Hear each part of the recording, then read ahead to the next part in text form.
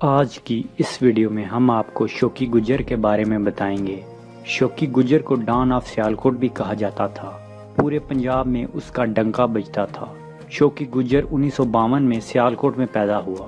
جوانی کی عمر میں پہنچنے کے بعد اس نے دودھ کا کاروبار شروع کرنے کا فیصلہ کیا۔ اس سلسلے میں وہ کمیٹی چوک راولپنڈی چلا گیا۔ اس کا چھوٹا بھائی ارشد گجر بھی اس کے ساتھ تھا۔ اس نے وہاں دکان ڈال لی۔ ان کا کاروبار بہت تیزی سے چل پڑا، لیکن وہاں کے لوگوں کو ان کی ترقی ہضم نہیں ہو رہی تھی۔ کمیٹی چوک کے نزدیک 3 بدماش رہا کرتے تھے۔ وہ روزانہ شوکی کی دکان پہ آتے اور بغیر پیسوں کے چائے پیتے اور روب ڈالتے۔ شوکی اور اس کا بھائی ارشد ان سے بہت تنگ تھے۔ ایک دن تنگ آ کر انہوں نے سوچا بہت ہوا، اب وہ بدماش ایسا کریں گے تو ان کو نہیں چھوڑیں گے۔ اسی دن وہ بدماش آ کر پھر ویسا ہی کرنے لگے تو شوکی اور اس کے بھائی نے ان کو مارنا شروع کر دیا۔ لڑائی اتنی بڑھ گئی کہ شوکی نے انہیں قتل کر دیا۔ قتل کرنے کے بعد شوکی اور اس کا بھائی دکان میں ہی بیٹھے رہے۔ کچھ دیر بعد پولیس آئی، ان کو گرفتار کر کے لے گئی۔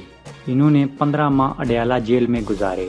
جب یہ باہر آئے تو یہ عادی مجرم بن چکے تھے۔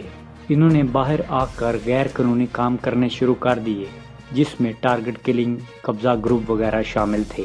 شوکی کے بارے میں مشہور بات ہے کہ شوکی کے دوست کی سبزی منڈی میں دکان تھی۔ اس کی دکان کا وہاں مسئلہ چل رہا تھا۔ اسی مسئلے میں شوکی گجر نے وہاں 2 افراد کو قتل کر دیا۔ پولیس آئی تو شوکی نے ان کے ساتھ بھی ہاتھا پائی شروع کر دی۔ آخر کار پولیس شوکی کو گرفتار کر کے لے گئی۔ ایس ایچ او نے کانسٹیبل سے کہا شوکی کی مونچھیں اتار دو۔ وہ کانسٹیبل آگے نہیں بڑھا۔ پھر دوسرے کانسٹیبل سے کہا، وہ بھی آگے نہ بڑھا۔ کسی کانسٹیبل کی ہمت نہیں پڑی۔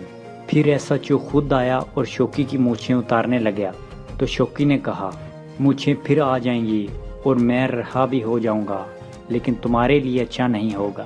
اس کے کچھ ماہ بعد شوکی گجر رہا ہو گیا۔ جیل سے واپس آتے ہی شوکی نے قتل کرنے شروع کر دیے۔ اس نے کچھ ہی مہینوں میں 15 سے 20 لوگ قتل کر دیے۔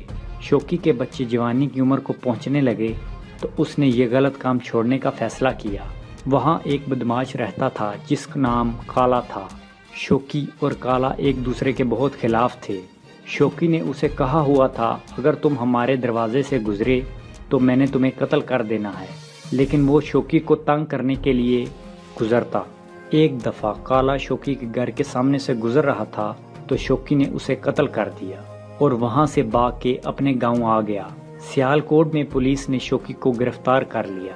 کالے کے بھائیوں نے شوکی کا گھر بھی جلا دیا اور ایک دفعہ دوران پیشی ان کا کچہری میں آمنا سامنا ہو گیا۔ کالے کے بھائیوں نے شوکی اور اس کے بھائی ارشد پہ فائرنگ شروع کر دی اور اسے موقع پہ قتل کر دیا۔ 2012 میں کالے کے بھائیوں کو بھی سزائے موت کی سزا سنا دی گئی۔ حساب لگائیں اس دشمنی کا انجام کیا نکلا۔